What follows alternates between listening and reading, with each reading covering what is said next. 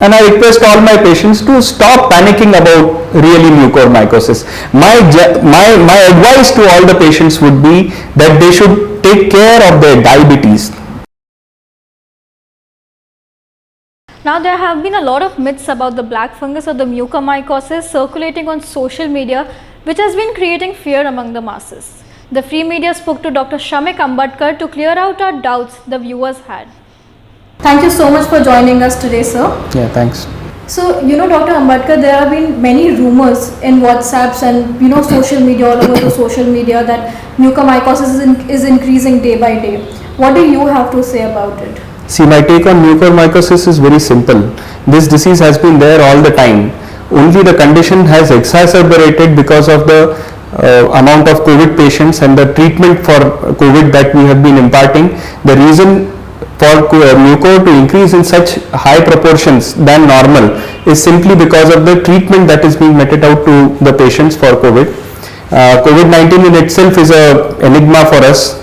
It's been almost a year and a half, and yet we don't know what is the right treatment for that. We have tried, we have faltered, and our pursuit towards a proper care continues.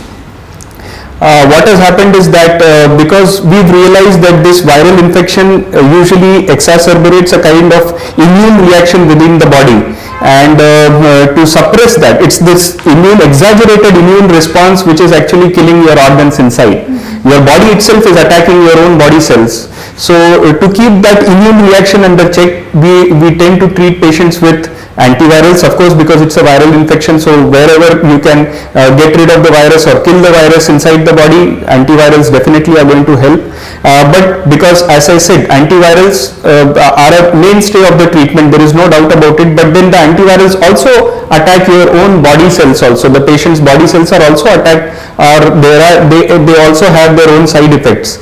Virus is extremely infectious, meaning it just penetrates into the mucosal tissue, destroys it, and lays bare that area wherein the fungus can then go and sit. Okay. So whether the virus joins hands with the mucor and goes and sits there, we yet do not understand that. So another frequently asked question is mucormycosis and COVID-19 actually related to each other, or are they totally different things? Because a lot of mucormycosis patients have been now reported after COVID or in the post-COVID recovery phase. So what is your take on that? Mucormycosis in itself or any fungal infection has been there all the time. But who are the people who tend to get this infection? Those whose immunity is less. Now, just to give you an example, a patient with an HIV infection, one who is infected by the HIV virus, these are the people, when their immune system gets completely destroyed by the virus, they tend to get these opportunistic infections. See, the word is opportunistic, meaning what? If an opportunity is provided to the fungus, then it starts growing. Having said that, this disease usually comes within an immunocompromised patient, or is one whose immunity is already suppressed due to medication or whatever reasons. We yet do not understand why suddenly with COVID this infection of mucor has suddenly raised up. So is there a way that both of them draw hand into each other and then pull each other together? We don't know. But yes, we are seeing increased amount of mucor cases only in patients who are immune suppressed as it is. India has a population of over 1.3 billion people, and now over 5,000 cases of mucormycosis have already been reported. So is this a sizable amount, or is this an amount we should be worried about? Yeah, in other words, you are trying to ask whether this is an epidemic. See, any disease which puts its head out more than the normal. See, suppose like dysentery, suddenly you see a surge of patients who are getting dysentery. So that is an epidemic.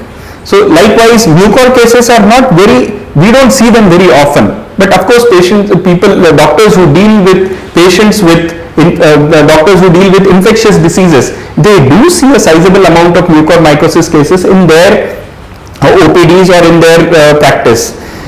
This sudden surge in collaboration, which is coming in collaboration with COVID, is a matter of concern. Yes, we are concerned about it, but having said that, a number of 5,000 across 1.3 billion population is, I don't think one should be so alarmed about it. At least the citizen should not be alarmed about it. It is alarming for us doctors. The medical fraternity definitely is alarmed, because definitely any patient who comes with the disease, it's our moral responsibility to find ways and means to treat him, alleviate the patient of the disease. But then for the general citizen to get alarmed about it, I don't think it is that big a number that people should get so alarmed. So AIIMS director Dr. Randeep Guleria recently said that it's not transmissible.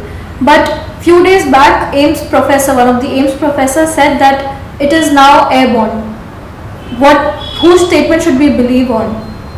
Dr. Guleria himself was telling us that you see, we all know that the fungus is there in the air. I told you just now that if you just say take out this much amount of air from the atmosphere and just look for it, you will see hundreds of mucor in that one. With that there are bacteria, with that there are everything. So definitely it's in the air. It has been in the air for ages. And why it is suddenly now infecting our COVID patients is simply because the COVID patients are just immune suppressed, and the virus is just not allowing the patients to recover, before which suddenly the fungus finds its place. The nasal mucosa and the air sinuses around the eye, these are very good places where the fungus finds a very good nidus. It stays there, starts multiplying, infiltrates into the blood system, and then causes an infection on the of the bones, and then it spreads to the brain. So what would be that one advice you would like to give everyone who's watching this, or tell them how to take some kind of precautions? If you could just elaborate on that. And I request all my patients to stop panicking about really mucormycosis. My advice to all the patients would be that they should take care of their diabetes. I've seen in the last about an year and a half that people have stopped visiting their diabetologist. People have stopped taking care for the original morbidity or whatever diseases that they are having. Patients with heart disease are sitting at home. Patients with typhoid are dying in their rooms, not going for the proper care. They are just so worried about getting COVID that they don't go and attend normal OPD, which is absolutely paramount right now. So you try to keep your original comorbidities under control. So when you get actually infected by COVID, these comorbidities don't come in our way of treating you. That's where the thing goes wrong. Your diabetes shoots up to 450. Your immunity goes down. We are pushing in steroids to take care of the inflammation caused due to the COVID, and that becomes like an ideal nidus for the fungus to grow. So take care of your own health. Do your normal morning walk, even if it's on your terrace. Keep your sugars low. Try to contain whatever original disease. If you have some arthritis for which you are taking immunosuppressive drugs, take proper recourse, take proper treatment, follow it up with the doctor. There are surgeons, orthopedicians who are sitting without work. Suddenly the OPDs have gone empty. Why? Why should you be, if you are taking proper care, you put on your mask, go visit your doctor, take the treatment, so that all your morbidities, comorbidities are well taken care of. And then if by chance, it should not happen, but by chance if you develop COVID, then these comorbidities don't come in our way of treating the COVID disease. Thank you so much for joining us today, Dr. Ambadkar. I'm sure this information is going to help a lot of people. Yeah, it was a pleasure, and I hope that all my patients do well. Thanks.